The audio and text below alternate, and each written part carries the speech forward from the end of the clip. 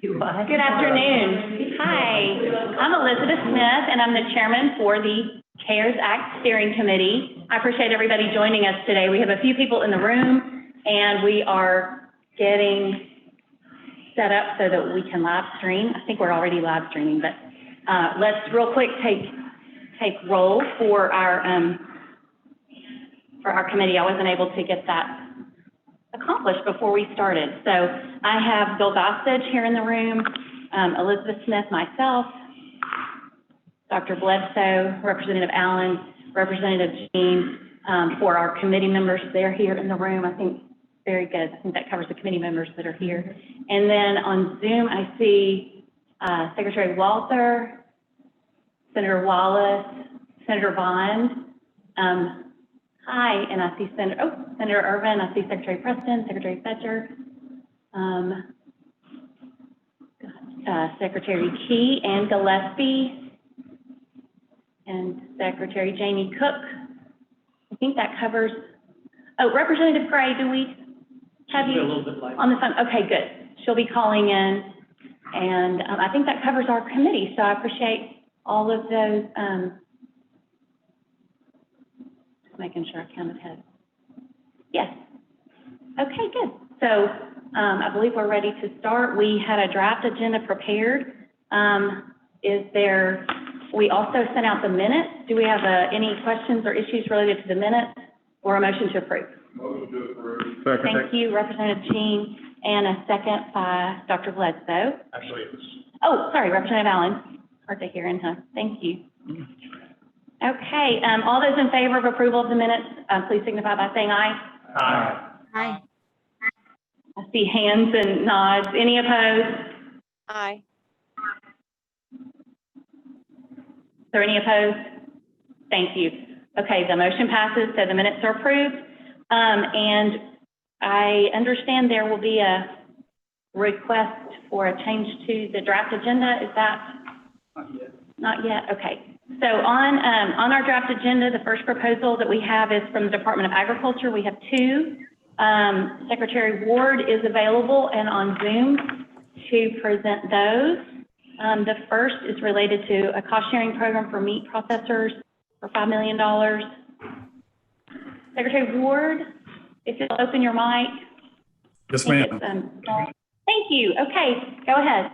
Okay, well, thank you, Madam Secretary. It's a pleasure to join you and the committee members this afternoon. So we do have a proposal from the Arkansas Department of Agriculture. That first proposal is, as Secretary Smith mentioned, a meat processing grant proposal. As everyone is, I'm sure, familiar, when the coronavirus started hitting the country, but in Arkansas as well, there was a significant impact to the meat processing capability across the country. We've seen that in Arkansas as well, just the impact of the virus itself. And so early on during the coronavirus, we worked with our stakeholder groups and our partners to include Arkansas Farm Bureau, Arkansas Cattlemen's Association, and others to look at that and what we could do in response. So as things progressed and we got into to June, during that same time period, North Dakota had submitted a program through their CARES Act process in North Dakota for a similar type program. So we worked to submit this program in June. Fast forward to today up until August, there was a recent announcement from Oklahoma as well as Missouri on a very similar program that they have submitted as well. So the proposal that we're submitting would be very similar to what other states are doing for their meat processing capacity to meet that demand that's been significantly impacted by the coronavirus. In particular, on that demand side, I did want to point out, even though there's been a lot of progress made on the processing capability, currently the poultry processing capability is 9% lower than what it was in May of 2019.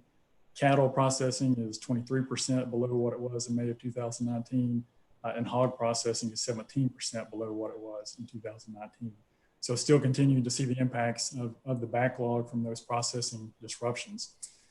So we do have our partners here with us today that have joined this meeting from the Arkansas Farm Bureau and Arkansas Cattlemen's Association, as well as our team here from the Arkansas Department of Agriculture. I did want to just mention, though, that we've had communications with several legislators who are on the ag committees, the House and Senate ag committees, and they do have a meeting coming up on August 17th, so in the near future. So would propose, certainly want the steering committee to be able to review this, and we want to be able to answer any questions that anyone may have if they have any at this time. But we are also planning to have and have the support from legislative members to have this proposal reviewed by the Ag Committee at their next scheduled meeting on August 17th. So with that said, Madam Secretary, that's a brief overview, but would be happy to answer any questions that anyone may have. Thank you so much, Secretary Ward. Are there any questions or any? Yes, Senator Wallace has a question. If we could open his mic.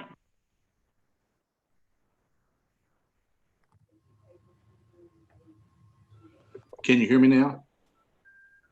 Okay. Yes, What I would propose is after the ag meeting, I'd like to see us have another CARES Zoom meeting before the ALC meeting, and that will give us opportunity if the ag committee approves this to approve it and then let it go forward to the ALC. Because one of the big problems here is we're worried about the time left, and that's a problem that the meat processors are worried about.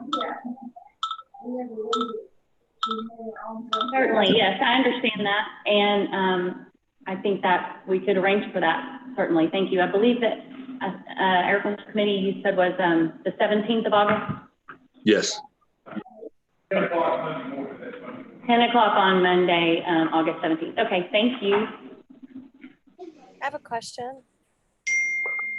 Yes, Senator Irvin, go ahead, please. So I'm supportive of this proposal. I'm just curious as to, we've not sent any of these other proposals through the other committee processes. So I'm just curious.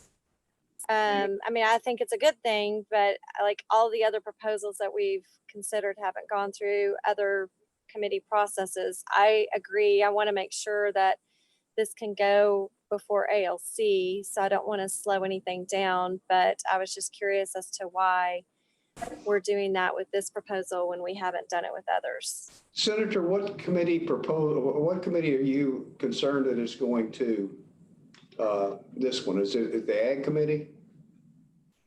No, I'm not concerned that it's going through Ag Committee. I'm just saying this is different than what we've done in the past. So we've had other proposals that may have been at Insurance and Commerce Committee, for example, or Health Committee or Education Committee. So I just didn't know why we were doing this through that process.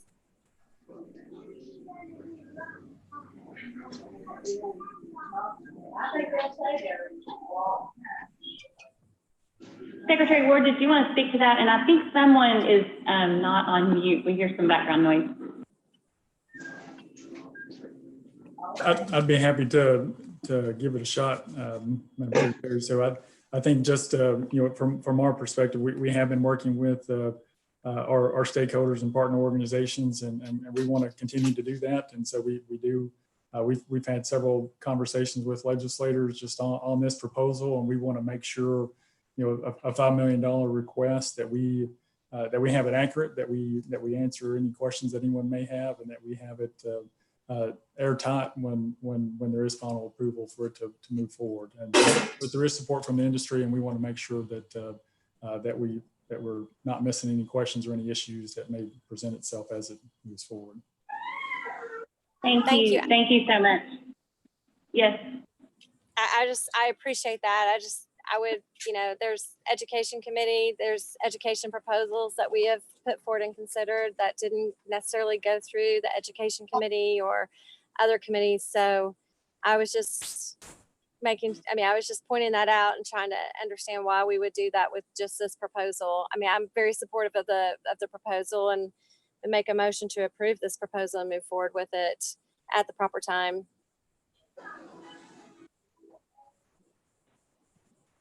Madam Chairman? Thank you. This is Larry Walther. We'll be preparing the appropriation paperwork to present also. We'll have it ready when it comes time to be presented. This will require appropriation. Thank you. Thank you. And I do think it will be helpful to hear, to have a discussion within the Agriculture Committee. I've seen these similar proposals in other states. I know Secretary Ward mentioned the other one. We've also seen some in Oklahoma. But I think what I'd like to see to make sure is what the need is here in Arkansas and how best to serve those needs related to COVID. So I really appreciate that, Secretary Ward, and the will of the Agriculture Committee to be willing to consider this. Thank you.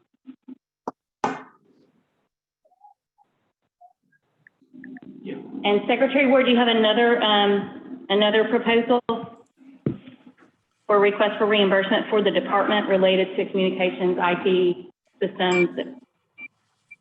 That's correct. Yes, ma'am. So the second proposal that we have on your agenda is for IT costs and reimbursements, again, associated with the coronavirus and the impacts that it had. It's a $215,000 request, $215,436 to be exact. How that's broken down is $36,436 that were the costs of providing computers and other computer type equipment so that people could work from home, especially as the virus initially hit and people were sent home. So that's one piece of it. The second piece is $179,000 cost for online payment systems for licensing and permitting programs for 5 divisions within the Arkansas Department of Agriculture. I will have to admit that our systems within the department were not prepared for a coronavirus impact. That I assume that others have struggled with the same situations. A lot of our systems and processes within the department have been paper-based and have not been online. And so we've been working very hard over the last several years to upgrade those systems, but in particular, the impact from the coronavirus system. The virus itself was causing a lot of person-to-person contact, paper checks, those sort of things that required a lot of interface with the public that this system would address and reduce to allow those systems to operate a lot more efficiently while also reducing exposure to our employees and the public from the coronavirus itself. But we do have our team here as well as our IT chief here for the Department of Agriculture that's happy to answer questions on those as well. Similar to the meat processing proposal, we have touched base with legislators and be happy to submit this to the Ag Committee for their review on this proposal as well before approval or however the committee would like for us to proceed with this request. Thank you. Are there any questions related to this proposal?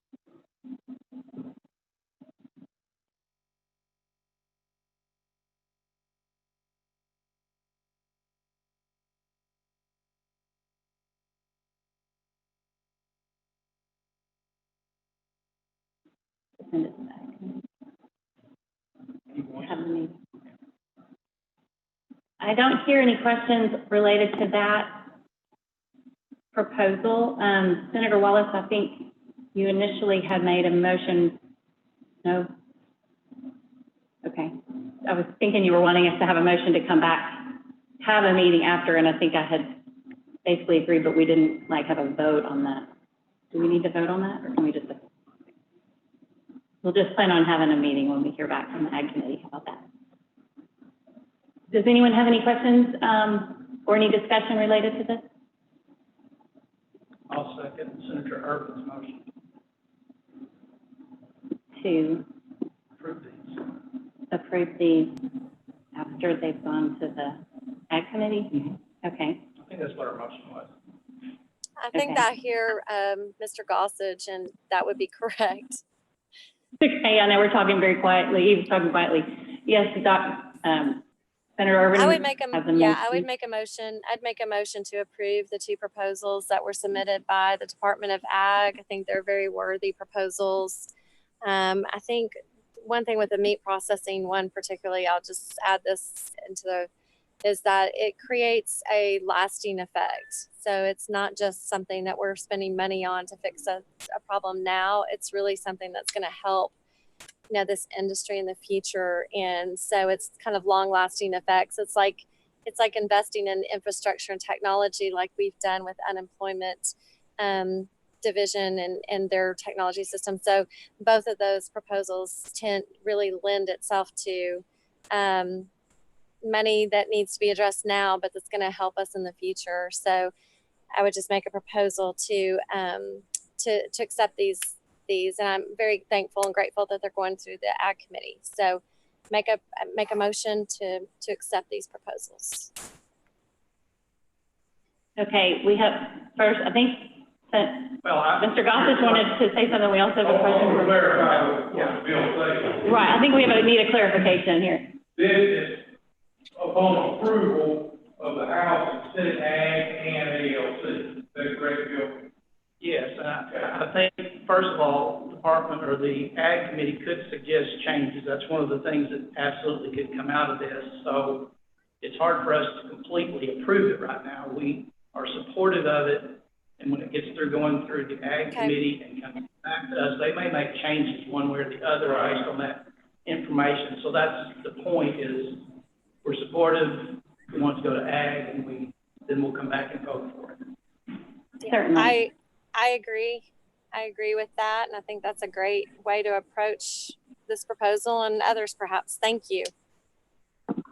Thank you. So we have a motion and a second for initial approval to have the Agriculture Committee review and provide feedback related to these proposals.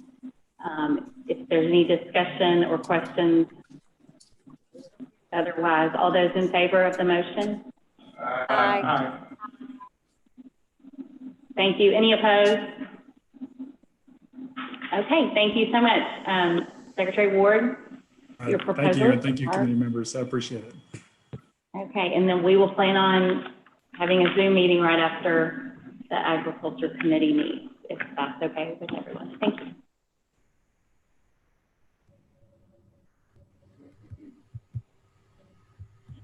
Okay, I think that we do have a request to move away from the agenda. And I wasn't sure if that motion's from Secretary Preston or if that was, yes. I'd make that motion, sir. Here you are. Thank you. So I'd make the motion that we move away from the agenda and take up this request from Speaker Shepherd and President Pro Tem Hendren. And I believe you have some members of the legislature in the room there who are able to present it, but that would be my motion. Thank you. Is there a second? Second. Thank you. I think we have a few seconds. Representative Allen here in the room, I've heard first. So motion from Secretary Preston and a second by Representative Allen. Any questions or discussion before vote? All those in favor? Aye. Aye. Aye. Any opposed? Okay, so we'll place the request for broadband, additional funding for broadband that we received letters from both Senator Hendren and Representative Shepherd. And we just received those today, so I sent those out to the committee members this afternoon so that they would have the opportunity to review. And here in the room, we have Representative Meeks and Senator English, and we appreciate them joining us today. So I will have the camera turned so they can speak on the proposals and answer questions as well. Thank you. Chair Smith, this is Mike again. I'll just tee this up and then pitch it over to Senator and the representative, and I'm sure we'll have more come. So this isn't anything new. We previously back in June approved $19.3 million into the Arkansas Rural Connect program to go along with the approximately $5.7 million that was put in there last year. We now have the program up and running to date. Now that we have the rules approved and are moving forward, have already made 4 awards through that. I can tell you real quick, we are let's see, just about $6 million total has been approved. And that includes areas to serve in Fairfield Bay, Ozark, Lone Oak, and Nashville. So the program is up and running. And what we realized real quickly is that 19.3 or even $25 million doesn't go very far. $100 million probably still doesn't get us all the way there, but it's going to get us a lot further than we were at this point. So this is a request to beef up this program. What we've learned in this pandemic is that broadband access is just essential to continue on with the functions that we're doing. As simple as this is having this meeting. If you don't have broadband access to do this, you're not going to have a meeting like this. You're not going to be able to do distance education or telemedicine or all the things that we've come to understand in the way of life that we've been able to become accustomed to under this pandemic. So the need is ever present for it, and we're going to push forward.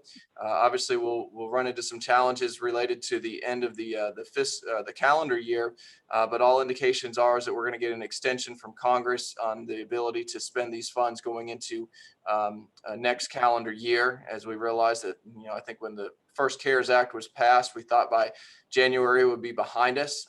We all know now that that's not going to be the case, and it's still going to be here. We're going to have the opportunity to spend these funds. So we're looking forward to that, but this will beef up this program and really help us to deploy broadband as far as we possibly can throughout the state of Arkansas, and really hopefully move the needle on where we stand, stack up nationally in our deployment and to help those citizens. So we've gone over this program before, this committee. It's been talked about in the ALC a number of times and in the rules process.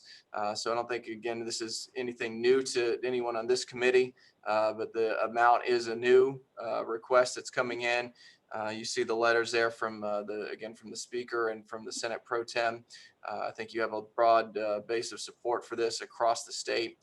And with that, let me turn it over to Senator English and Representative Meeks, who are in the governor's conference room, to talk a little bit about from their perspective as well. Go ahead, please. Thank you. As Mike said, this is a really important thing. It's not going to get us to the end of perfection, but it is certainly going to be a start. I think we have all realized, we've talked for years about how important broadband is, but I think under this pandemic, we have realized how critically important it is. It's like electricity or water. It's not a luxury anymore. It is something we absolutely have to have. And I think these funds will help move the needle and move us down the road somewhat. Let's say it won't be the end game, but we have an opportunity to move it down road. So. The only thing I'll add is that I think most everyone in this room knows Arkansas is a solid 50th in broadband deployment. And if our citizens are going to compete in the global marketplace and going forward have access to medicine and education, this is something we're going to have to start investing in as a state. And we've under Governor Hutchinson's leadership, we've begun doing that. And hopefully this will be our next big step in that direction. As the senator said, this is probably $1 billion plus problem, but this $100 million that we're requesting will go a long way towards getting us started and making us more competitive as a state. So it does have strong support in the legislature, and I know from the governor's office, and we'd be happy to answer any questions that anybody has, but otherwise we would definitely appreciate the committee's support on moving Arkansas forward. And this is one of the items that we can invest in that's going to make a difference for our citizens long into the future after this pandemic is over. So with that, again, we'll be happy to take any questions. And Representative Meeks and Senator English, thank you too. And before kick it back over to the chair for questions, I do want to recognize Senator Irvin, and she's been very instrumental in this process and broadband development. And we've worked very closely, the team at Commerce with her and the folks at UAMS. And I know they've been very integral in this process. So I'd love for Senator Irvin as well to share her thoughts and perspective, as we've already seen, as I mentioned, 4 grants approved, but a long way to go. But this is going to help us get there. Senator Irvin. Thank you, Secretary Preston. I very much appreciate that. Yes, this is something that we've been working on since 2019, and I am so appreciative of Judge Porch and his work at AEDC, Alicia Curtis, Clint Moore, and the whole team over there, plus the folks at UAMS. You really do have kind of a Navy SEAL broadband team of experts over there in the Office of Digital Health and Innovation at UAMS, and they've been very instrumental, and I think they can continue to be instrumental as we develop these programs and this effort. So I'm very supportive of $100 million going to broadband. I think it's just, and it launched, we launched that with our earlier proposal through this CARES steering task force for Arkansas Rural Connect and Rural ID broadband program with that proposal that was approved. So this is really just taking it to the next level and the next step. Absolutely. This is the key, and I've worked really hard on this along with my colleagues that are there in the room and the rest of the legislature. I think we could probably spend $200 million on this and get this done.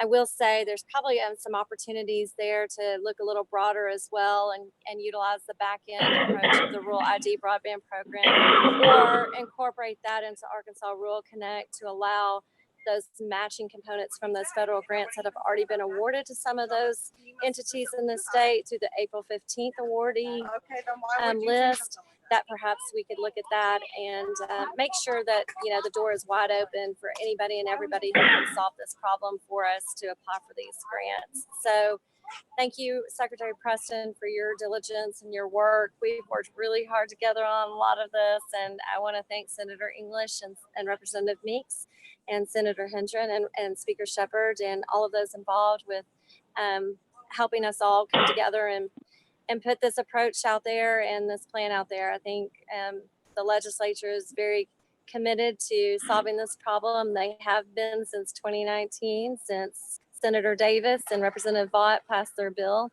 that they passed. And so appreciate the opportunity for us to all work together on solving this big problem that we need to solve. So very supportive, and would be happy to make that motion to approve this proposal.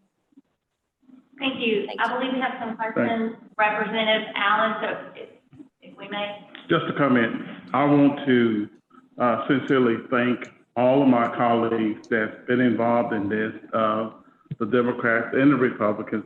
And when Representative Meeks came up here several years ago, about 10 years ago, this was his baby, and he made this his top priority. So I know you're happy that we're doing something about it today. Thank you. And I just want to sincerely thank you for your effort. I want to thank all of my colleagues, Democrats and Republicans, for working on this together and making a team effort. Yeah, definitely a bipartisan issue, no doubt. Thank you. Thank you so much. I appreciate everyone's hard work. I want to second those comments by Representative Allen. Senator Chesterfield has just been a champion on this too, and she did a lot of work. And so I want to shout out to Senator Linda Chesterfield too. Thanks. Thank you. Thank you. Are there any questions or other comments before we consider Senator Arthur's motion?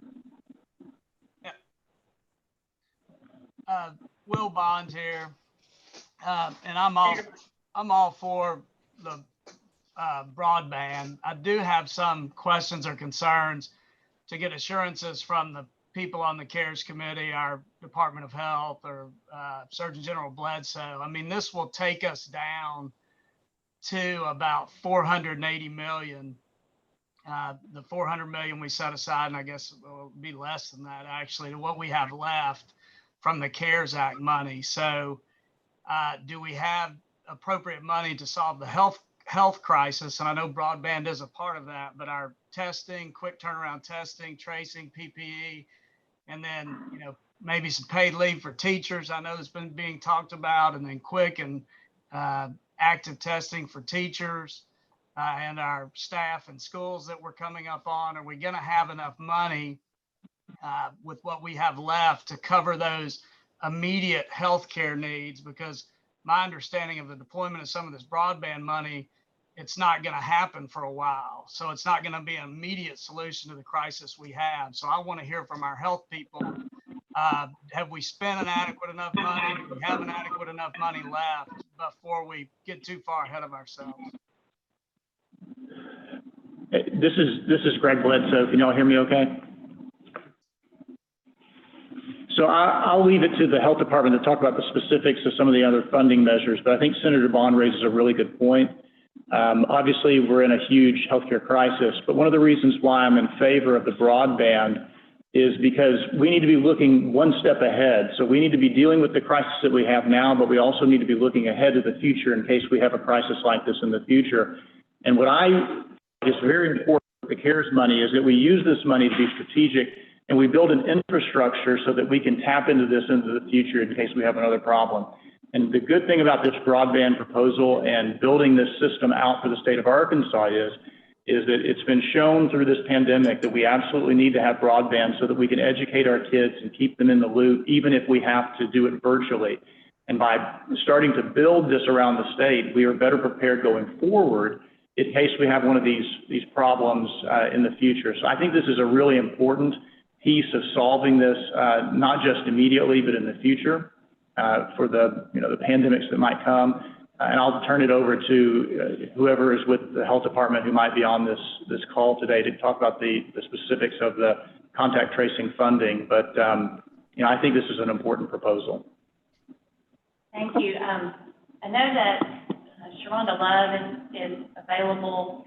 I don't know if Stephanie Williams is on the call right now, so she may not be able to respond to this right now, but I do appreciate your concern, Senator Bond. Is there anyone else anybody that would like to respond to that? Thank you. I appreciate that, Dr. Bledsoe. Can I say something? I'm sorry. This is Senator Irvin. Go ahead. Thank you. Go ahead. Just in response to what Dr. Bledsoe was saying, I think, I really, one of the things that I think we need to utilize are the experts that we do have in the Office of Digital Health and Innovation at UAMS.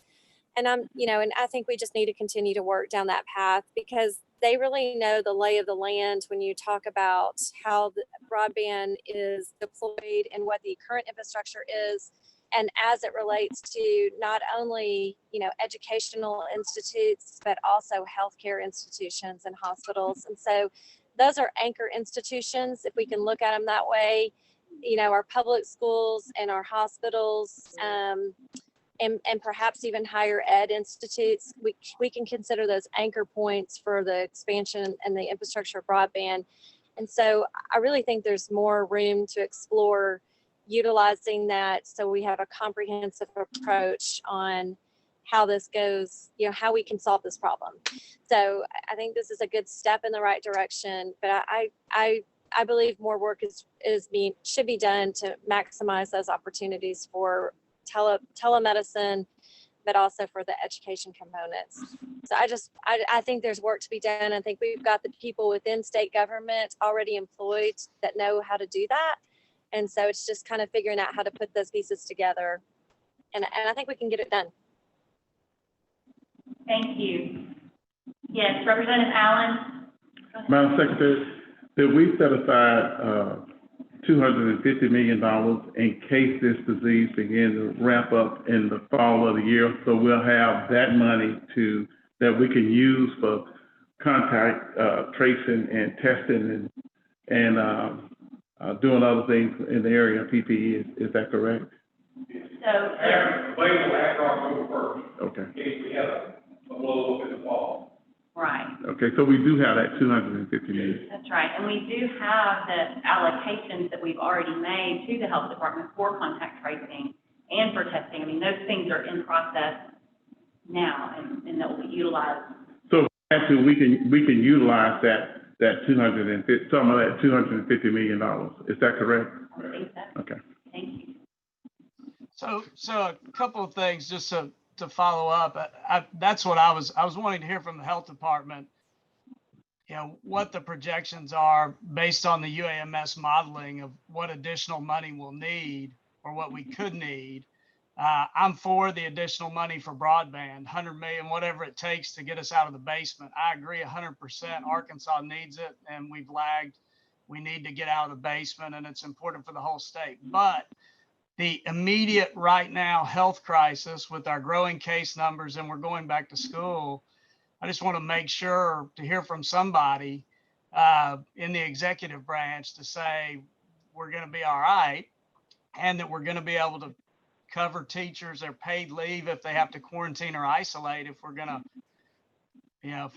have open schools, if we're going to do that, and we're going to assure that they have immediate quick testing for those teachers and the staff in these schools, that we have money set aside for that also. I mean, there's some immediate crisis points that I want to make sure that are met. And in tacking onto that, that's one concern. DFNA, when they approved the first 19 million, if you go back and look at what they wrote in their approval, they said approval was contingent upon further clarification that the Treasury would extend the deadline beyond December 30th of 2020. That was what was provided to us. Maybe that's changed back in the memo from June 15th of 2020. And so I don't think the guidance has changed yet. I'm all for the 100 million. I just want some assurances we're taking care of the testing, tracing, and PPE and taking care of our teachers and staff immediately. And I want to hear that from the health experts in the executive branch before we just go ahead and say we're spending 100 million. Okay. I do know that we have the testing. Governor Hutchinson's been talking about that the past few days related to those point of care testing that will be available at the school for the teachers and for the students for the point of care testing. And if you want for us to call Stephanie Williams and see if she's going to be available.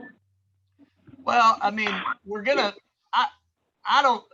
what I'm getting at is we put off the 5 million for the Department of Ag because we're going to have another meeting before ALC.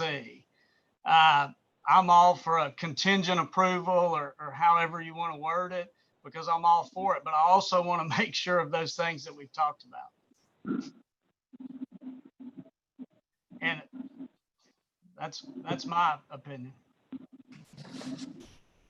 Senator Bond, I'm not sure what the spend rate is going to be by the Department of Health. We've set aside or approved in the CARES Committee $58 million for laboratory testing, supplies, contact tracing, and IT equipment. My understanding is they have spent only about 2.5 million of that, which means there's 55.5 remaining. So there's still a significant amount, but you're right, or the point would be made, we don't know what what they expect to spend of that 58 that doesn't cover the things that you mentioned. Yeah, so just to follow up, I'm for a contingent approval, but I think the school issue is huge out there. I know other legislators are hearing, and I'm hearing from a lot of teachers, that layered with the idea that we have to handle the health situation first before some of these other things get solved. Again, I'm for contingent approval like we just did maybe for the meat processors, and come back once we get some assurances. But I think we ought to have those assurances from the health experts that the money's going to be there and we have coverage for our teachers and staffs as we transition back to school. From another 16 million. Representative Dean? I have a question for Larry Walter. Okay, Secretary Walter, Representative Dean has a question for you. Do we have the time? Do I have Do to we answer? have time? You gonna quit talking? Bless you, my son. Do we have time to spend this 100 million before December 30th? And if not, what happens to the money? Will you think we'll get an extension by the federal government? A lot of my concern is, what are we gonna do when December 30th gets here and we haven't spent this money? I've talked to most of maybe all of the federal delegation, and there is a definite desire to change the date at which that money can be spent beyond December the 30th. Having said that, it has not been, there's no legislation or any action has been taken to date to actually cause that to happen. One of the, as I read the proposal, we just got it today, but as I was reading it, one of the ideas is to try to provide grants to local authorities to make the purchases of the broadband, I guess, from local providers or whoever can make it, whoever can provide it on the local level. That seems to be a good way of getting it done on a pretty expedited basis. Whether you can actually spend 100 million plus, we've got 100 million plus and another amount. I don't remember what it was. Was it 26, Mike? 25 million. So you got 125 million. You're going to spend. You have the authority to spend on broadband. It could be difficult to spend it. Having said that, if we don't change the date and we get close to that date, we could reallocate that into another area like the unemployment insurance trust fund if we had to in order to be able to use it before the date that it expires. One more follow-up. Has DFNA had an opportunity to look at this 100 million proposal? Yeah, we believe that it does fit the criteria because it's going to be directed toward, medical and education. So assuming that is how it will be spent and how it will be used, we believe that it'll meet the criteria for the CARES. Okay, thank you. Because now, just to clarify, the Department of Finance and Administration did review the request for $19.3 million that went into the Rural Connect grant program. And so what this request is an additional $100 million to that same program. So that although it is a large amount of money, in addition, it's the same premise, it's the same setup, it's the same program. And so I think that their original review, and they've reviewed it again, as I understand it, Secretary Walker. Yes. That was my assumption that the spending of the 100 million will be similar, and we believe that is appropriate appropriate expenditure. Thank you. And that is part of our process is to have the Department of Finance and Administration review these requests. I have a request here in the room from Bill. Thank you. Go ahead. Just to follow up on a couple of those things, we already know that there's at least another 8 to 10 projects that are coming on the Arkansas Rural Connect. They've had several more inquiries, and I would expect once that the providers, the ISPs, and the cities become more and more familiar with this program, that we're going to see a ramp up in the number of requests. I do feel fairly certain, based on everything I've read, that this deadline will get extended, and I absolutely think we'll be able to spend the money. Maybe not by the end of the year. Maybe we'll just have to wait and see if there's going to be a large number of requests for this funding. If we approve the $100 million today, that still leaves $330 million that's unallocated, $250 million plus $80 million. And then on top of that, there will also be some of the money that we've already allocated, we know will not all be spent. It will be coming back to us. So I think we can safely say there's going to be at least $350 million still available after this expenditure today. Yes, thank you. I have a question. Oh, hang on. Hold on one second. We've got Representative Meeks here in the room. If he could make. Yeah, just real quickly, to the point about the appropriateness of several or many of our sister states have been using parts of this money for broadband deployment. And so if we choose not to, we're just going to be that much further behind everybody else. Right. And we don't want that. So thank you. For whatever it's worth. Thank you very much, Representative Meeks.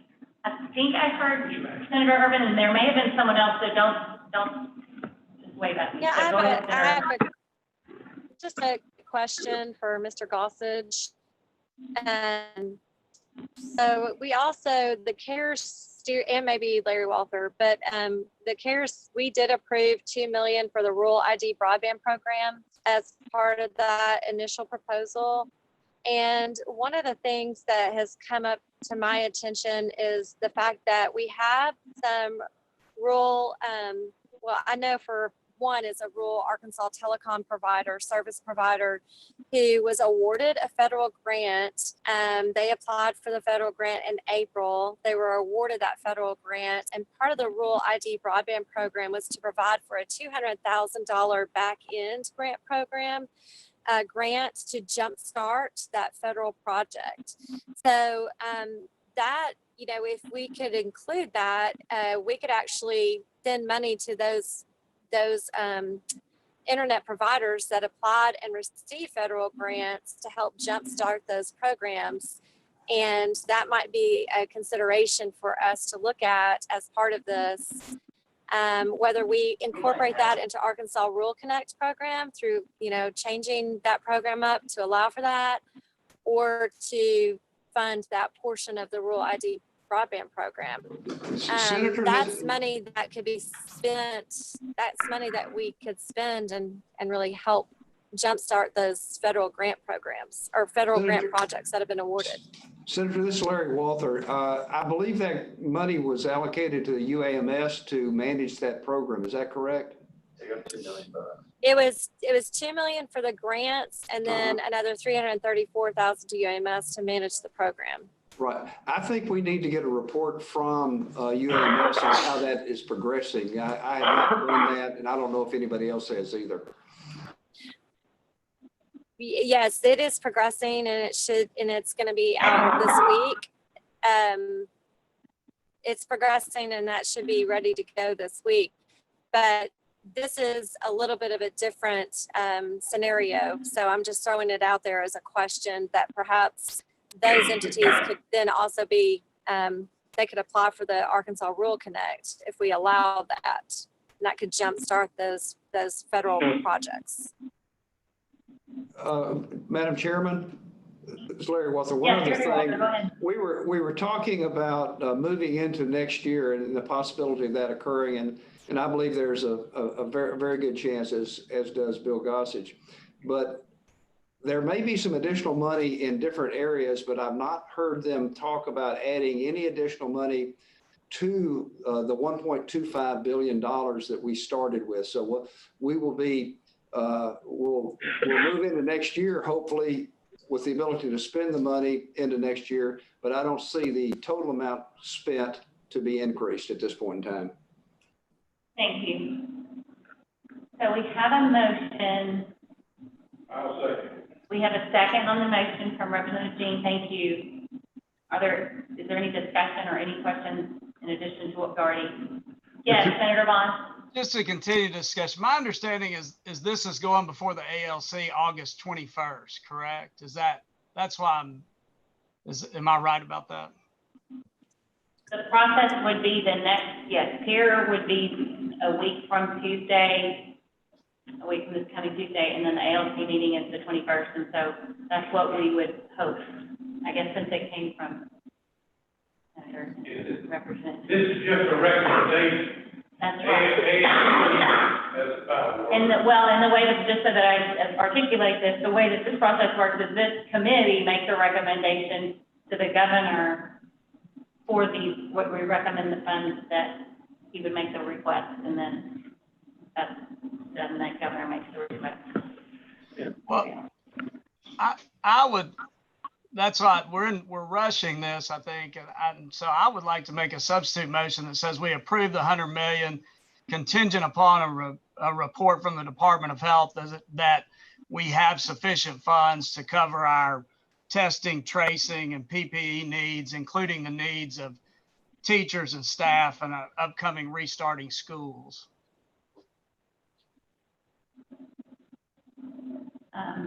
We do have a comment from Representative. Go ahead. Oh, I was just going to say to the senator's question with the ALC, it's my understanding is because of the size of this request, appropriation authority will have to be granted to the Economic Development Commission. So this will definitely have to go through ALC to get approval. It needs to be soon because we're gonna run out of time. Yep. December's gonna be here. Thank you. We have a substitute motion. Is there a second on the substitute motion? Senator Bond, I'm not hearing a second. So, I understand. That won't be the first time. thank you. I don't want to hurt anybody's feelings, you know. I think we're ready for a vote. All those in favor of approval of the motion for an additional $100 million going to the Rural Connect broadband grant program, please signify by saying aye. Aye. Hi. Any opposed? No opposed. And I forgot to mention also that Representative Gray has called in, and I've seen her in and out of the line. She sometimes has problems with her connectivity from the phone, but I do know that she's on the line.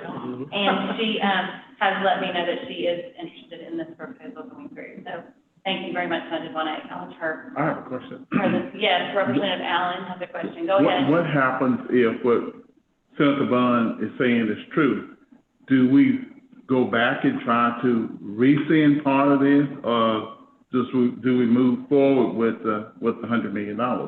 Or will we look for other areas to get the money from to meet the needs of the people? I think that's something that we'll want to consider and look at. So, yes, Representative James? If you could ask Larry, Yes.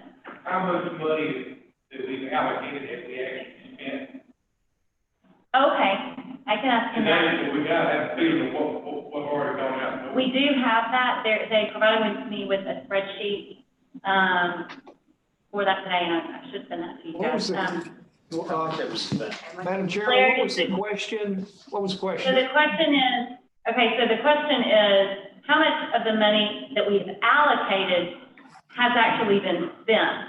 So in particular, related to the broadband question, Secretary Preston let us know that there was the 24 million, and of that, a certain portion has actually been utilized, and they're in the process of making those requests. Okay. And we've seen also, go ahead. Let me give you an idea that we have approved $819 million in expenditures. That includes the 150 million for the cities and counties, and obviously none of that has been spent at this point in time. We have distributed to agencies $370 million, which leaves $447,790,000 that is still on hold, that is still in the CARES account within the Treasury. And but that 447 has been earmarked for different projects. That does not include the $250 million that we've set aside for future use starting in September, October timeframe. That does not include what we're going to consider, what we have considered, and what we plan on considering today. That gives you an idea where we are as far as the money that's been distributed to the agencies. So, for example, Secretary Walters, we'll hear this proposal soon related to the Department of Human Services, where they received a $23.4 million, and where they're requesting to extend that amount. That distribution is with the Department of Human Services. It's not with GFNA, correct? No, I don't think it is. Is that right? I don't think it. We've only distributed 1.7 million of that money. Okay, now I understand. So only 1.7 falls within the money that's actually been distributed, and the other 23 are still with GFNA, but it was approved. Okay, and we'll be talking about that shortly. And we do have Chief of Staff Tiffany Williams on the call. She was able to call in, and they do have a proposal. This is. And that's out of order. She's asking about. So, So we do we want to move on to the agenda? That's it, I answered that. Okay, Secretary Walter, we can hear you. We are going to move on to the next item on our agenda. I just realized that was the case, and I just turned it. Okay, thank you. Okay, so the next item on our agenda is for the Department of Human Services, Secretary Cindy Gillespie, and the American Academy of Pediatrics with the request related to pediatric immunization assistance. Thank you, Representative Meade. You're welcome to stay. Go ahead, Secretary Gillespie. Sure, great. Thank you very much. And thank you all for letting me bring this proposal today. We are doing this in partnership with the Arkansas chapter of the American Academy of Pediatrics. Anna Strong, I believe, is on the line from the Academy and can help answer questions. You've all got the proposal, so let me just highlight really why we're bringing it and how we would intend to carry this out. It's no surprise that during the past few months, as we've been in the pandemic, parents have been trying, of course, to keep their children safe. And so we have had a real drop in the number of children that have been going for immunizations. It's down significantly. As you'll see in the document, we've had a drop over last year of almost 60,000, 58,500 compared to last year immunizations that have occurred. All the school-age children have to be vaccinated by October 1st. So we have several things happening at once that we're trying to address. One, we have a number of children that are going to have to get vaccinated much.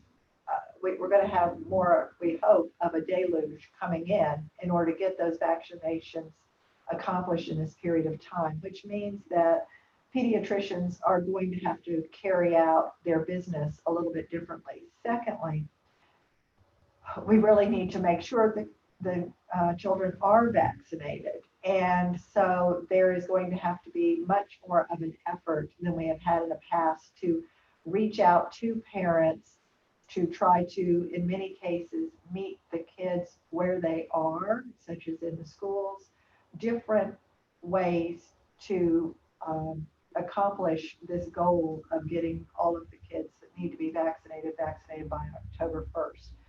So what we have worked with them on is a proposal to provide some one-time funds in a reimbursable basis, as you will see here, but some one-time funds that will allow pediatricians to be reimbursed for efforts made to do outreach, to set up different types of vaccination sites. You'll see a variety of the different types of efforts that they want to make. There's also included in here, one of the things they talked to us about was the need to be able to do some work to tie their EHRs better together with, so that they can literally look at their patient registers and really be able to set up outreach calls and schedule to make sure they're not missing kids. This extra effort to let parents know that it is safe to bring a kid to the clinic. There's also, and they can speak to this far better than I can, but vaccines have to be kept in special refrigerated sites. So they're going to have to, in many cases, because they're going to have a higher volume, there are going to be costs that are incurred this one time in order to be able to have more on site. There's a variety of very specific additional steps that those providers who do vaccines for children will need to take and can take in order to be able for us to really make up what has happened. So what we're proposing to do is, you see, we've come up with a formula with them. We're using Medicaid as the basis for calculating that formula. but it essentially is paying an additional maximum reimbursable amount that's calculated using $30 per child as that additional amount. As with most things that we have done, what will happen is there's this list of types of activities that we've worked with them to develop. And if a pediatric group does indeed carry out some of these activities, then they can send in for reimbursement for those activities up to this max reimbursement amount that each of them will have, that we will be calculating according to the number of Medicaid children in their practice. It's set for them to be able to do send in reimbursable expenses. A lot of them have already been trying very hard to take some of these actions, particularly as it pertains to safety actions on site. So they can send in for reimbursable expenses incurred from March, what they've already been doing up through October 1st. And then to the point that y'all have been raising around ensuring that the funds are expended before the end of the year, we have asked that they get all of their invoices into us for reimbursement by November 1st, and the team here will be going through all of that and doing those reconciliations, ensuring expenses are eligible, and then sending the checks out through the Medicaid system to them for that. I think I'll close with that. But just to say, we really do appreciate the work with the Academy. They've been great partners to work with. This is also an area that we have had a great deal of support from other members of the medical community and the medical associations. And I think we all believe it is incredibly important that we have this real push to get kids vaccinated with school starting back. Because Arkansas has had such a good record over the last few years of vaccinations for children increasing. And we want to make sure that in this period that is maintained for the safety of all of the children that will be in school. So with that, thank you very much. Thank you. Do any of the members have questions for Secretary Gillespie?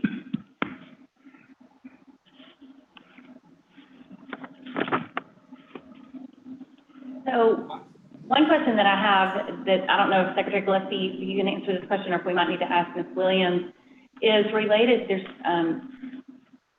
There are a number of vaccines for children locations, and the proposal that you have would only be allowed to be paid to those physician locations. But I do understand there are counties that don't have vaccines for children, the VFC clinics in certain counties.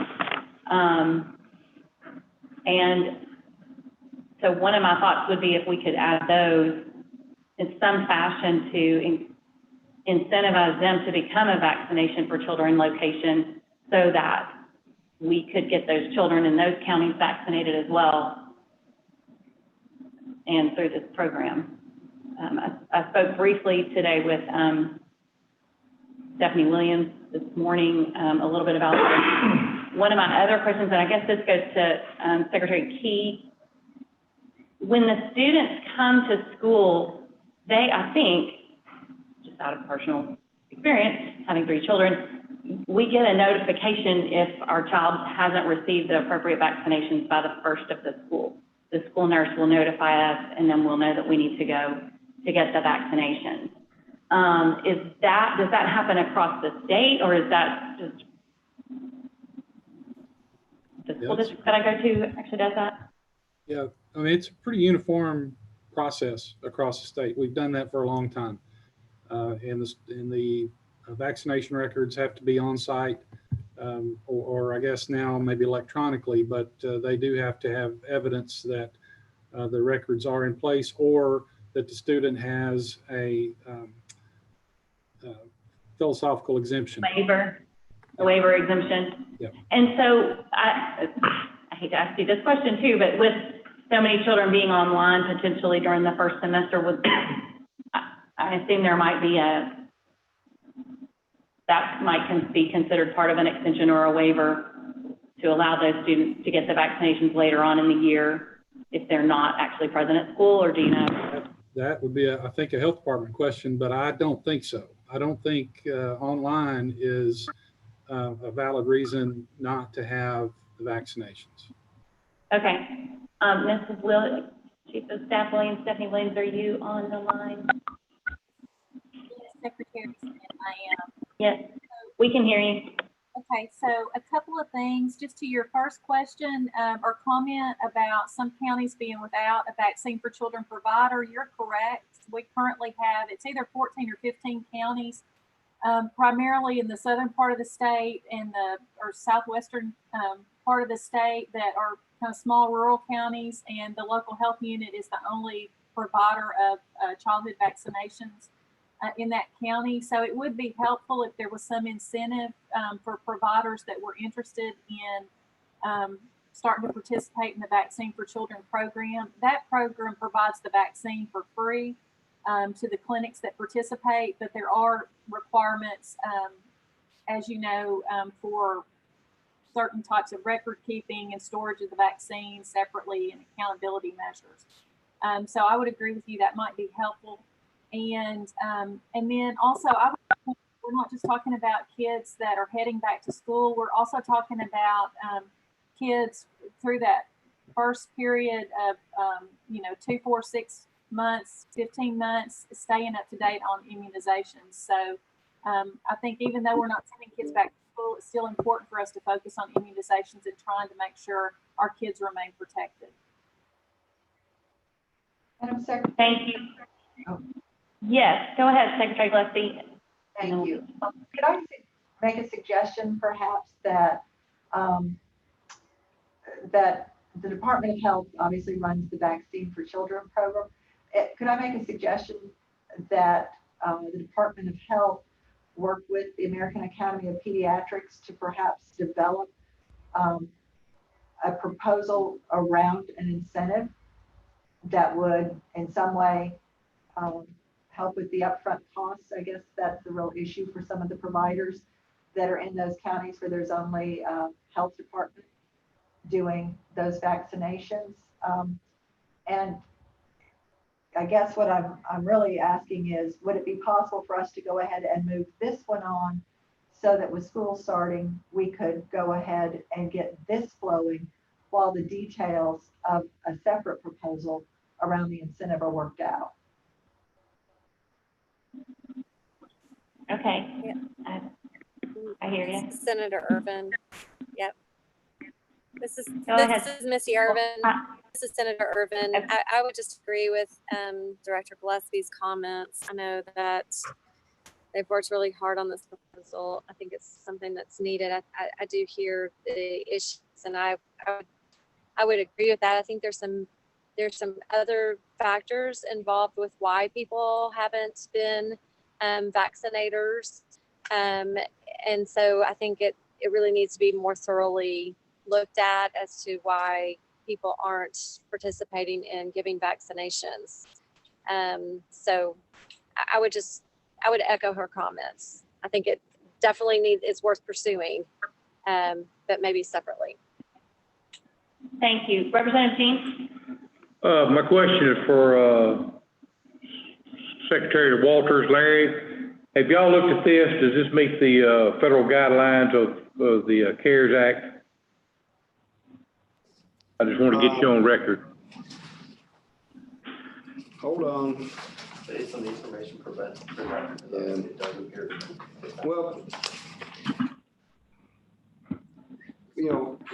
we believe it does fit into the CARES Act. But it's contingent on confirmation. We normally, that the money's been spent for COVID related. Okay, the question I have is this COVID related in terms of the need for having these vaccinations? And are these vaccinations normally paid for out of other funds? And what, Are they Medicaid type expenses that we're going to supplement Medicaid with CARES in order to get the students vaccinated? And how are we going to do it better than how it would normally be done? Okay. Let me try to answer that. And I thank you for the question, because I think I've been unclear. The normal program of vaccination, the normal payment for vaccination will continue, right? We pay a fee to a pediatrician who does a vaccination. That will all continue for Medicaid, as well as private insurance pays. I mean, there are payments that are made, right? All of that will continue.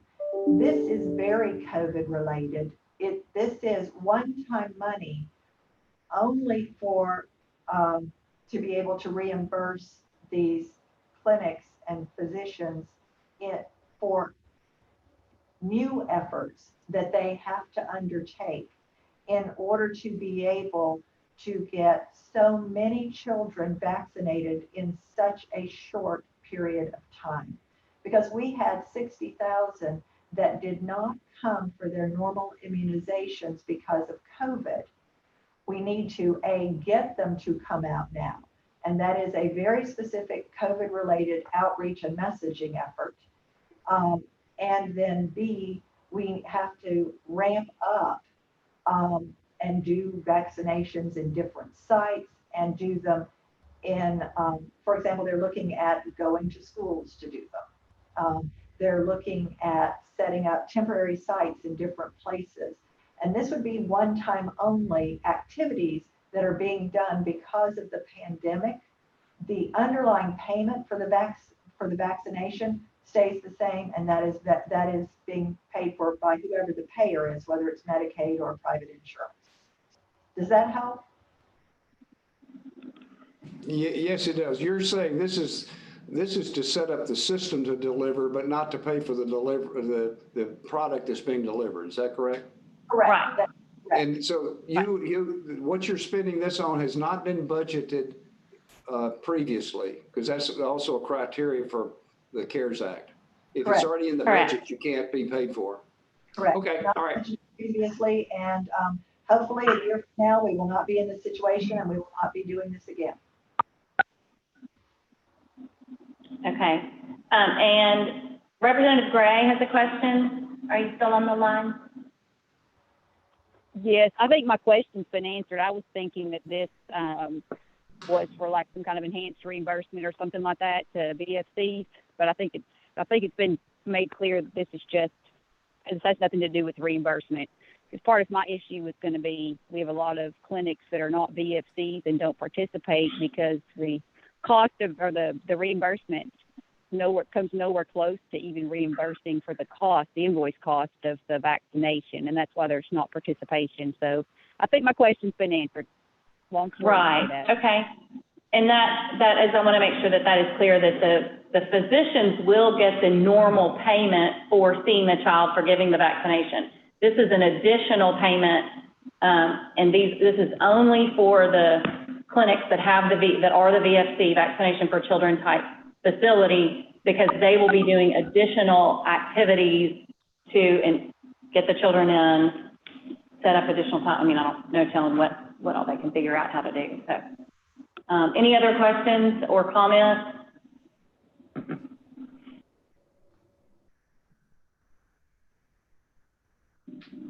Hearing none.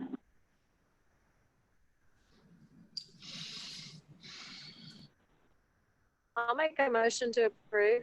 Second. I'll second. Okay, we have a motion from Senator Irvin and a second from Senator Bond. Are there any questions or discussion? One more. Is this, okay, there is, yes, Representative Jean. I want to go back to Larry, be clear, you feel comfortable us passing this, that this will catch the criteria of the CARES Act? Yes, sir, I do. Okay.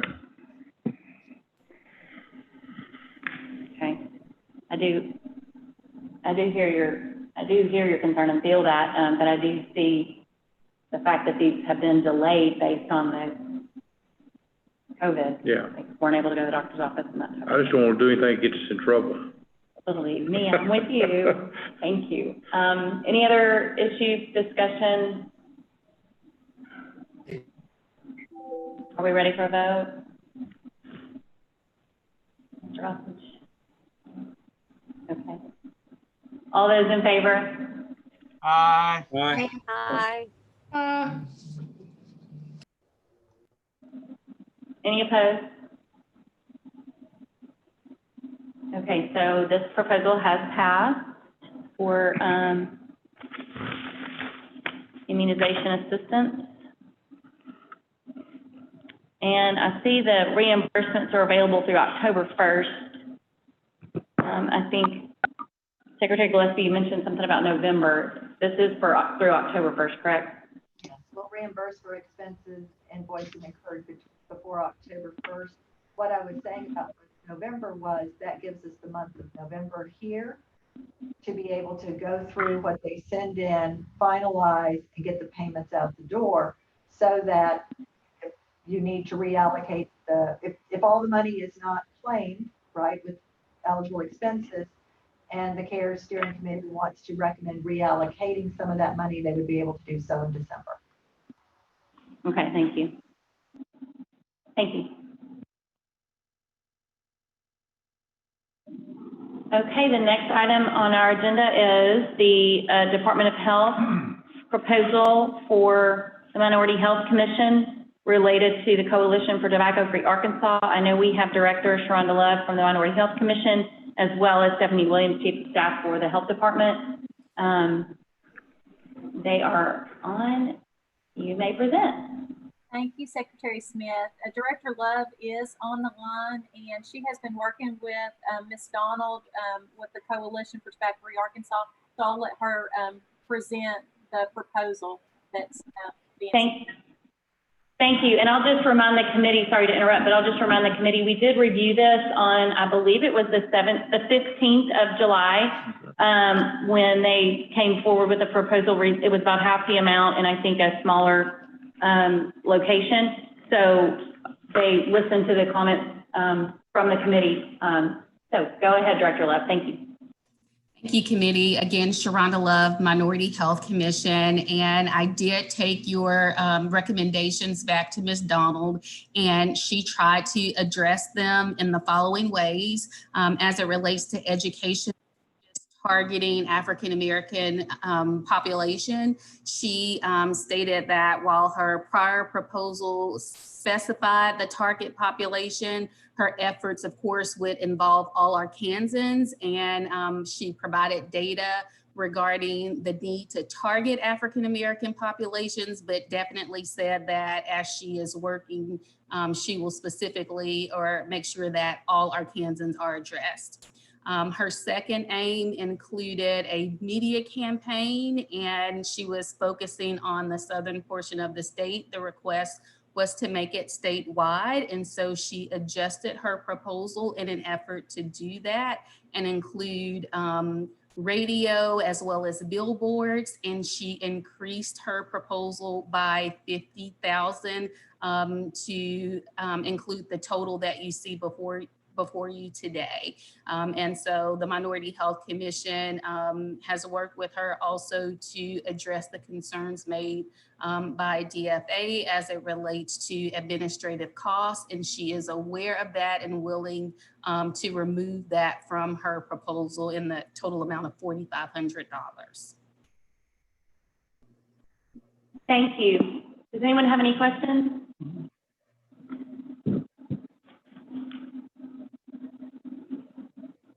Motion to approve. Motion to approve by Representative Jean, second by Representative Allen. Any discussion? All those in favor? Aye. Any opposed? Thank you, Director Love and Chief of Staff Williams. Thank you so much. This proposal has passed. And we appreciate Ms. Donald and the Coalition for Tobacco-Free Arkansas for your hard work. Thank you. Okay, the next item on our agenda is the Department of Correction, and I know Secretary Solomon Graves is on. see. There, well, let's see, there you are. Hi, welcome. Good to see you, Secretary Gray. Please go ahead and present your proposal, your request for the facilities, and at the amount of $384,000. Secretary Gray, you'll have to remove mute, it may be on our end. Hang on just a second. If you'll press *6, I think is how you get off mute, or the space bar on your computer. Those are the two tricks I've got. Hey, thanks. Good. Welcome aboard. Go ahead. Good afternoon, Madam Chair, members of the steering committee. Thank you again for the opportunity to present this reimbursement request. As you know, we have been on the front lines of the state's response to COVID-19. As of this morning, we have 339 current inmate cases at 9 units across the Department of Corrections, and we have 42 staff that are currently COVID positive at various locations throughout the state. At this time, we are requesting approval from the steering committee for the reimbursement of an additional $384,998 for items not on the steering committee's pre-approval list for reimbursement. Those items we are requesting reimbursement for are COVID testing in the amount of $150,000 when needed. Once the Department of Health gets to a point where they cannot handle the influx of our test, we have contracted with a laboratory out of Memphis where we will transmit our test samples to that lab for processing, and we're charged on a per test basis. We are also requesting reimbursement for a refrigerated trailer for transport of cold food. One of the lessons we have learned through our COVID response is the importance of preemptively placing emergency food supplies at locations where we have COVID outbreaks, and that refrigerated trailer will assist in that effort. We have also asked for the reimbursement of 24 portable air conditioners. As we have been in a position to have to move COVID positive inmates around our facilities, we have had to utilize areas of the unit that previously did not have air conditioning, and we want to make sure that those are adequate environments to house those COVID positive inmates in. We have also asked for a reimbursement of 2 washing machines for the Barbara Esther unit here in Pine Bluff. That unit is adjacent to the Pine Bluff unit, and when it was constructed as a cost-saving measure, we did not place a laundry at that unit. We trucked the clothes and other soiled laundry next door to the Pine Bluff unit for laundering, and then we truck it back to the Barbara Esther unit. Whereas we have been in a position of wanting to restrict movement between our facilities, we have found it best to not introduce those inmates and that laundry, which now includes face coverings that are used by our inmates, into that neighboring unit. So we're wanting to construct a laundry there that will allow us to launder clothes on site, and which is the same reason for the next request of 2 clothes dryers. We are also asking for coolers for quarantine barracks for food and beverage storage, asking for reimbursement of costs related to the transport of food due to quarantine inmates at the East Arkansas Regional Unit, asking for reimbursement for disposable eating utensils for use in inmate barracks that are under quarantine. That includes styrofoam and plasticware. Madam Chair, that concludes our request for this afternoon. I'll be happy to take any questions from the steering committee. Thank you so much, Secretary Gray. Any questions? We have a question from Representative King. Thank you, Madam Chair. Secretary Gray, you said you had 339. Is that active cases? Yes, sir. That is active cases as of this morning among our inmate and community correction center resident populations. Are any of these hospitalized? Yes, sir. As of this morning, we have 10 COVID positive inmates that are hospitalized. And are any of those on ventilators? We have 1. Okay. On the staff, you had 42. Are any of those hospitalized? I do not have that number in front of me, Representative Jean, but I can follow up with staff and get with you offline on that.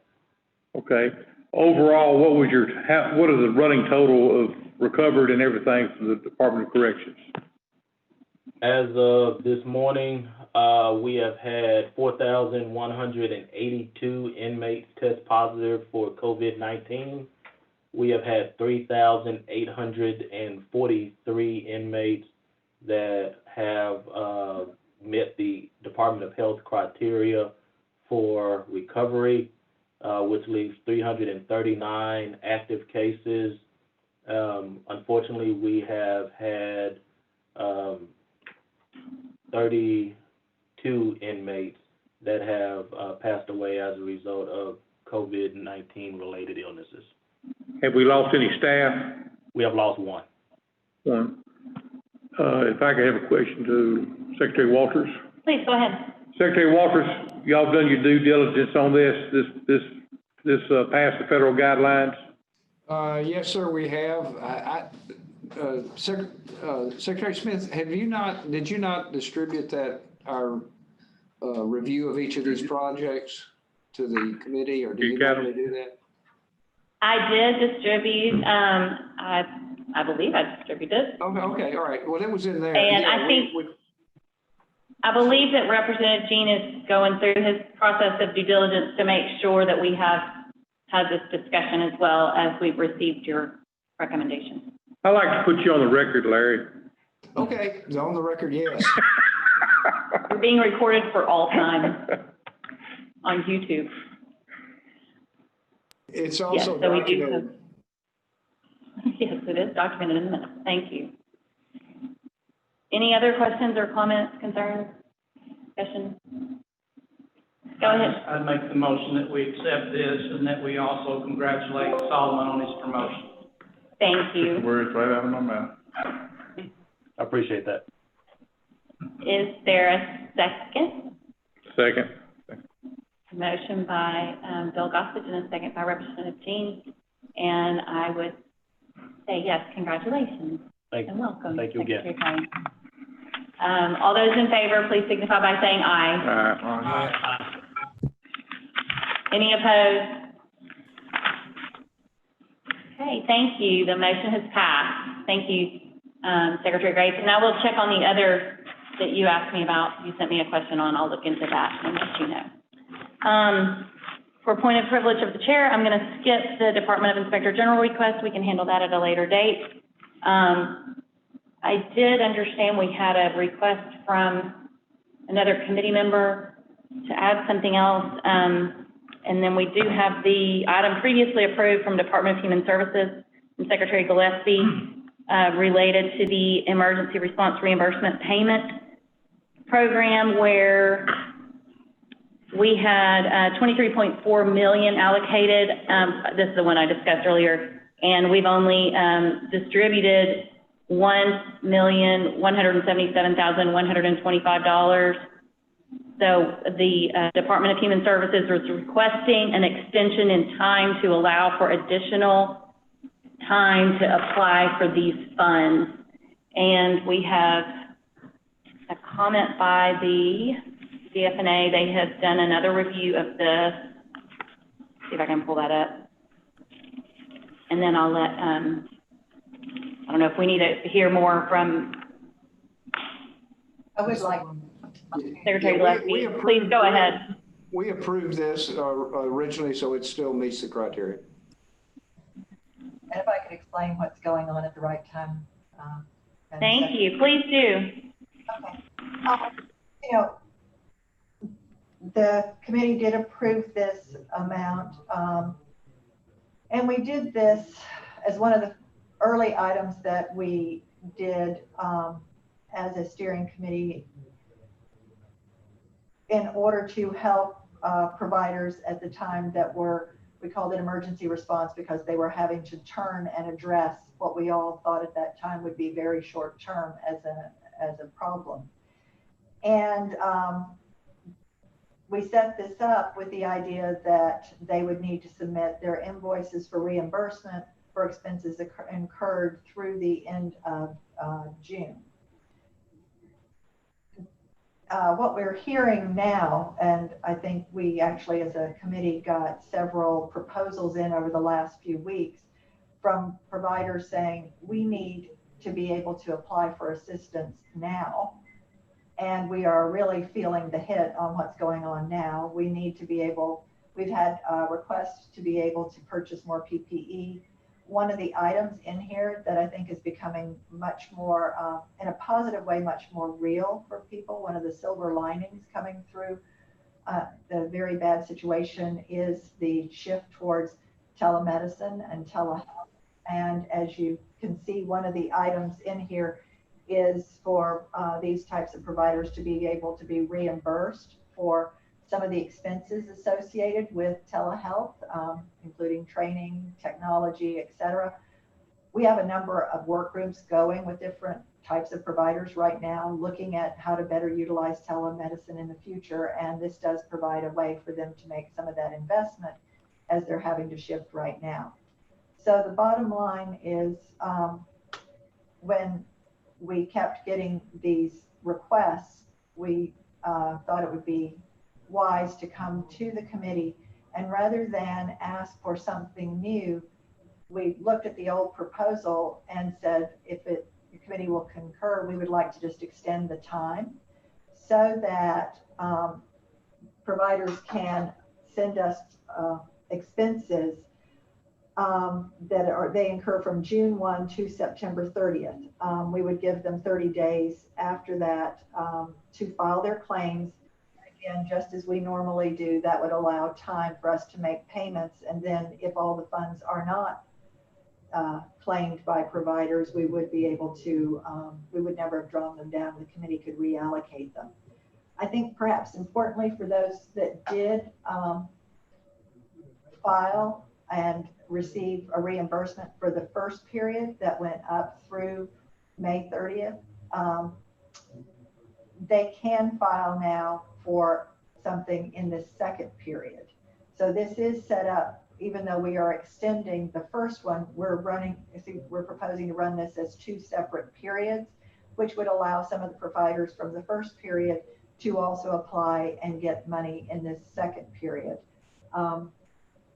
Again, these are issues that are being raised with us through proposals both to the CARES committee as well as with providers reaching out to us as they look to figure out how to make some of the investments they need to around telemedicine to continue providing services now during the pandemic, as well as the ongoing changes they're having to make to their practices to be able to keep both themselves and patients safe. So I'm happy to take questions, but that's why we're asking to extend this. We would appreciate it. So I have a question. This would be very similar to the funds that are received by the pediatric, that we just talked about, the pediatric immunizations, making changes in order to get the immunization, right? It could be, it could be. They will not be able to be double paid, right? So if it were to be that as part of the pediatric immunization effort, they were to, as part of their safety efforts, they were spend money around safety efforts, and they send us the invoices for that. They cannot be paid for that same thing through these funds. Okay.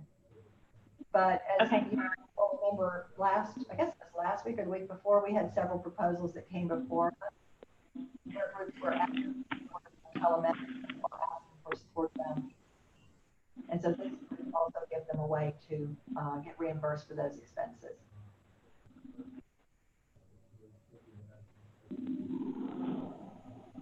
Thank you for that information. I have a quick question. Go ahead.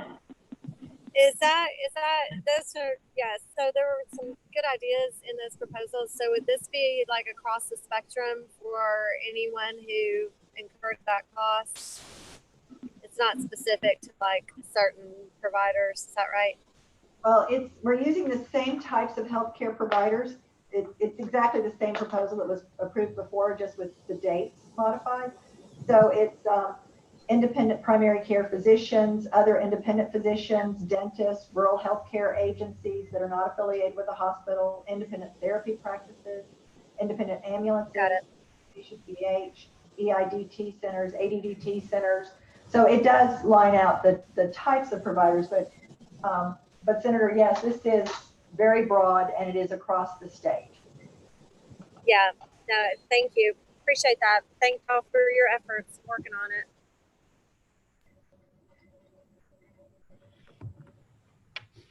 So one of the comments that we received from DFNA in their review was to consider potentially a reduction in the amount. Let me pull that. I'm trying to look at that. I think it was on page 4 of the DFNA recommendation.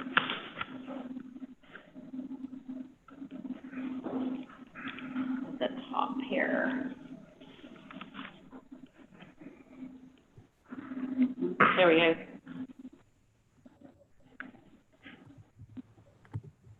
So what the recommendation is, approval of eligible time extensions to September 30th with a reduced cap to be determined by the CARES Act Steering Committee, with the remainder released from obligation to be used for other critical needs. So if I know this does not need additional appropriation because we've already gone through that process. The funds have already been determined. The one issue we have is to make a extension of time. Yes, Representative Allen, extension of time. So it may be we've reached the end of our hour, and I do know that we have a committee member who'd like to bring something forward. It relates to some of the questions that were asked earlier. If we could bring this back to the committee when we meet possibly next week to come up with to have a discussion. I'm not saying that we have to reduce it from the 23, but I do see that that's something that DFNA has recommended. Maybe one of the thoughts is we just allocated this 8.77 for the pediatric immunizations, and maybe we could work that into this 23 that's left, or 22, I guess, million. But we could think of that, and then potentially, I know what Senator Bond was talking about. We could also hear from Stephanie Williams related to that and see what other critical needs we might have. Does anybody have any questions or comments related to my thought process here? I think that. We have to explain how the 23 million, original 23 million was calculated, because it's actually off of, it's based on the assumption that all providers do apply for the maximum. We did not, even though all providers will be allowed to apply again in this second period, we did not ask to increase the request. So there is already a built-in reduction. In other words, we already would not have enough with what is remaining if everyone were to send in eligible expenses. So just so the committee is aware of that. Certainly, thank you. Thank you, I appreciate that help.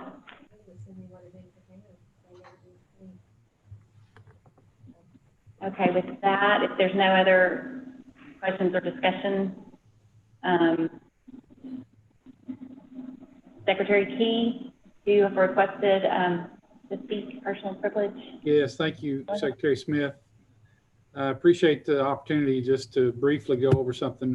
Dr. Pfeffer and I have talked to some of you about this in the last few days, but we are, the governor has heard from a lot of teachers, and one of the issues that he has heard is the concern from teachers about what happens if they have to quarantine or be in isolation due to a positive COVID test, or they are identified as a close contact. And as most of you know, you don't get a lot of personal leave, especially in your first few years as an educator, and especially if you have young families or that leave goes pretty quick. There are some federal leave options that are available, but those are also very limited in their application, and some of them would actually create a financial burden on districts themselves. So the governor asked us to put together a proposal that we could bring to you all that would create a fund for an emergency COVID leave for school employees. We are still working out the details on that. We're almost ready, but I wanted to give you all a heads up on it, that it's something that once the governor signs off on it, we'll be bringing to this committee for your consideration. It will be a leave up to 2 weeks or 10 days for teachers or school employees that are either because they, again, a positive test or a close contact, have to quarantine or isolate and cannot do their duty. They cannot be involved in their job from home. As we know, sometimes if you're a close contact, that doesn't mean you're sick or positive. And there are cases where teachers could continue to do fulfill their role from home. We're not talking about those. We're talking about when teachers or school employees are unable to do their job. And this would be something they could access first, rather than waiting until they've burned up any of their personal leave. This is something that they could access at the front end rather than at the back end of it. So it will be, it will not need any appropriation. We have sufficient federal funds appropriation at the department. So we won't have to make any request for additional appropriation on this. But just wanted to give you a quick description of what we're looking at. I know the governor alluded to it maybe earlier today as far as something that we might be announcing later for teachers, and wanted you to have a little bit more information about it before we move forward, and give you an opportunity to ask any questions or give any feedback quickly with the time that we have left. And thank you, Madam Secretary. Thank you. Representative Allen has a question. Go ahead, please. Thank you, Madam Secretary. I just want to know, will this include janitors and bus drivers?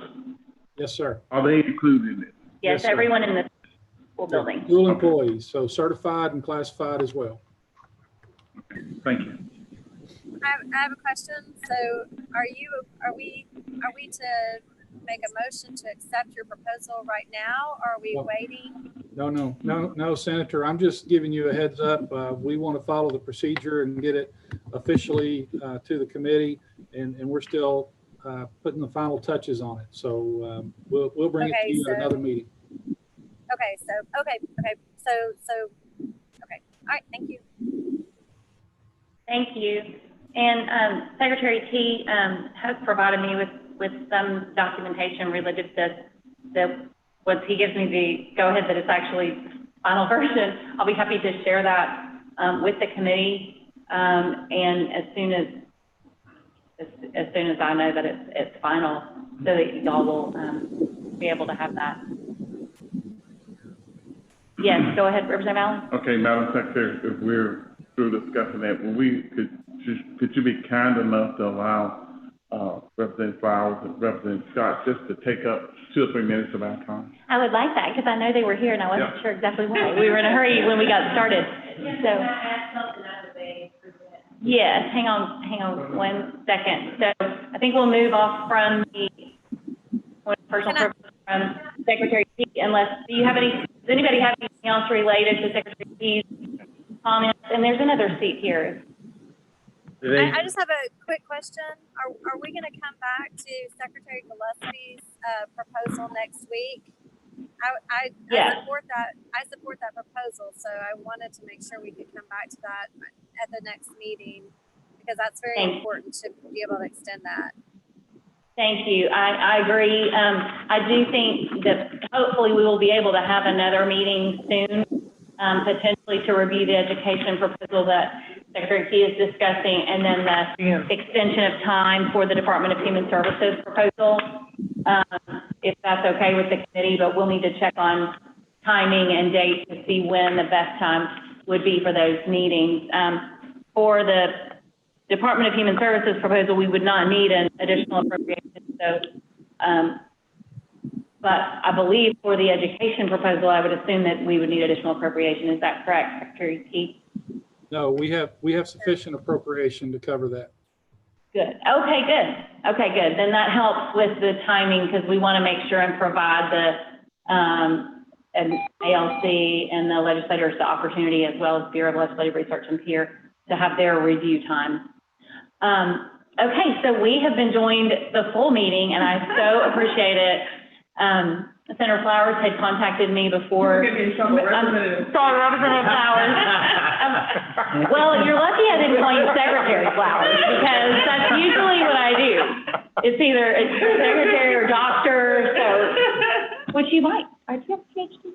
But anyway, we're glad that you're here, Representative Vivian Flowers. It's good to see you. I appreciate you joining us, and you have a lot of guests with you here today. Some of might have met, but I'm having a hard time recognizing everyone. We're all in masks. So for those of you who are able to continue to stay on and join us, please go ahead. Thank you so much, and I will be brief. I just want to say this is my first time attending this meeting. I've watched it, but it's my first time attending, and wasn't able to watch full meeting, so this was quite interesting. I just happened to have been talking with Representative Allen, and we've actually been talking over time, and certainly Representative Scott and I have been talking over time about what I'll present. And the ask, I can just tell you up front, is that this issue be placed on your next agenda for full consideration. But we just wanted to kind of bring it before you. And I think that we all asked some questions during the time that ADEC was providing some relief for our business community. And when the legislature was vetting and asking questions, one of the questions that came up several times was about availability and participation of our nonprofit sector, as well as including churches. And we wrote a letter to the governor last week and have not been able to yet follow up and meet. So that's what we'll be doing in the course of between now and next week. But we wanted you to be aware that in the letter, we basically point out that the nonprofit sector in our churches, which easily impacts 10% of our workforce, and I'm sure more of that in terms of our economy, has not had an opportunity to seek the kind, especially our smaller nonprofits and smaller churches, the kind of relief that was made available to our businesses. And obviously, the money that was made available to businesses through the Ready for Work grant was specifically for PPE. But we also have to bear in mind that many of those businesses were able to access loans, federal loans, state loans, as well as grants that have not been so easily accessible for our nonprofit community. And especially given that our churches are not required to file as nonprofits, many of them operate and serve the community in ways that we don't often feel or recognize, because for many Arkansans across the state, that's their first go-to organization or institution for assistance and for solace that they might not be able to get right away from the state, or that they might not be able to get at all. So while we know that the role of our nonprofit sector, including and especially our churches and our faith organizations, plays such a crucial role in being the first line of assistance and defense, where oftentimes we don't have the capacity to provide, for example, mental health services. You know, a lot of people rely on their counseling and spiritual foundation through those faith organizations, feeding programs, assistance with children. So while we know the role that these organizations serve in our state, there has not been a lot available for them, and even with regard to PPE, with our Ready to Work, we had a very small percentage and a very small number. I believe it was 644 nonprofits and then 100 churches. So I'm going to stop here, and I want to just ask for Representative Scott to speak specifically to her experience and how she has been working with churches and nonprofits in her community and what she has had to do to provide support because that support has not been made available to that sector. Vivian said most of it, but my churches need masks, they need hand sanitizers because we are experiencing outbreaks as the virus continues. And, you know, we can tell people to stay at home or worship at home, but some people just want to be in church. And so I'm just trying to protect my constituents. I've been personally purchasing this stuff out of my pocket to give to people who just feel, you know, the church leaders. So anything that we can come up with that can help protect all our Kansans, especially those that are worshiping every Sunday, I'm asking that you consider that.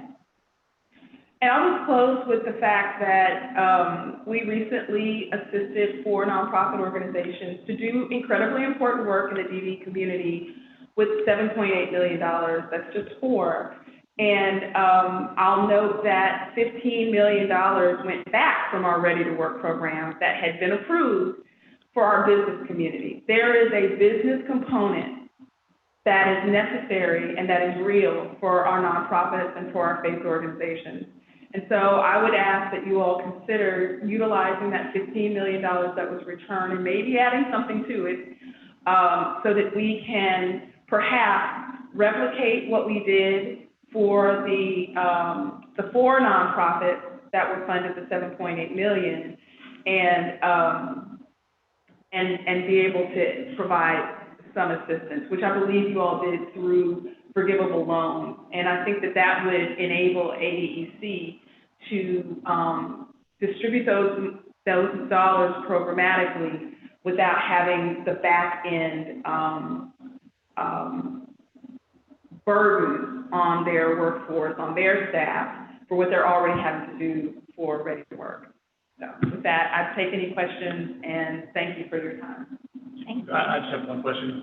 Will you have a written proposal for next week or something? So there's a letter that I did send to Madam Secretary and also Representative Allen. You were supposed to be copied on the letter, but I will make sure that that gets to all of you like in the next 24 hours. Is that the letter you just sent me right For before the sure. meeting? Okay, yes. Yes. And I do have a copy of that. Secretary Smith, Yes. could I ask if they have visited with DHS? DHS has several grant programs that were funded from direct federal CARES money that are specifically for nonprofits. And I'm not sure, I was just going to ask them if they have visited with DHS about those existing or those grant programs that could be available. There's a community assistance grant program, and there's an emergency solutions grant program, and there's several that are geared towards nonprofits. I have not heard from my constituents who have been asking for support. Didn't know to contact them about that. I wasn't sure or wasn't aware that there had been any CARES money that has been provided for those programs. But I will do that so that if you all will allow us to present next week, we can speak to that as well. Yeah, I think there's a community assistance organizations. Vivian, if you're familiar with that, Representative Flowers, those organizations that exist, but I would just recommend visiting with DHS. Be happy to do that. Representative Flowers will reach out to you, set up a meeting. Thank you. Thank you. Okay. Thank you so much. Any? Oh, yes, please, go ahead. Hi, I'm Representative Enid. Thank you. Oh, wait, hold on, let me give you a microphone. Hi, I'm Representative Enid. Thank you, Madam Chair, for letting me steal a couple moments. I know everybody's ready to go home. During COVID, we have experienced a lot of evictions. And so I was wondering if this committee would consider using some of the CARES funds to provide a rental assistance fund for landlords.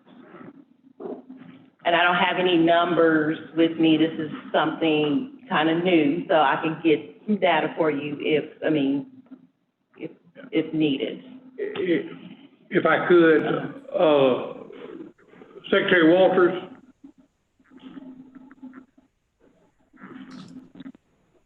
Here?